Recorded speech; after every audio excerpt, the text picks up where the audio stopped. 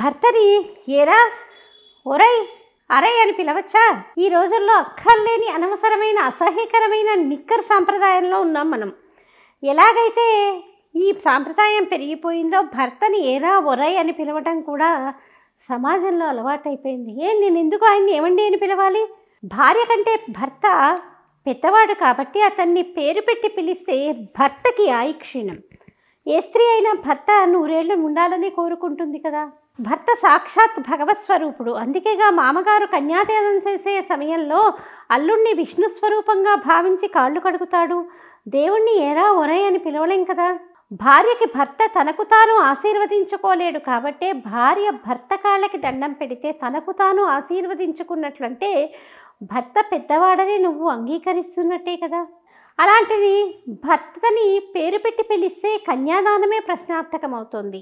పైగా శ్రీ అంటే లక్ష్మీదేవి, వారు అంటే లక్ష్మీదేవి భర్త విష్ణుమూర్తి. శ్రీవారు అని పిలిస్తే ఐశ్వర్యం, మంగళకరం, ఉత్తమ లక్షణం కూడా. అరై ఒరై అంటే చాలా క్లోజ్ అవుతున్నాం అనుకుంటున్నారు కదా.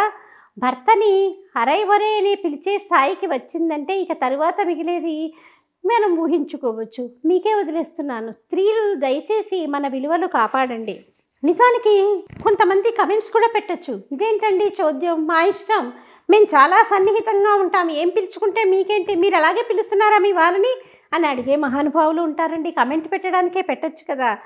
మన సనాతన ధర్మం ఏం చెప్పిందో అది పాటించి తీరాల్సిందే.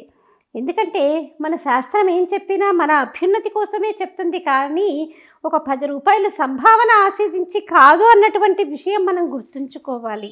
ఏమండి అని పిలిచినంత మాత్రాన మన మధ్య అనుబంధం తగ్గిపోయినట్టు కాదు. ఏరా ఒరై అని పిలిస్తే ఏదో రాసుకు పూసుకు తిరిగినట్టు కాదు.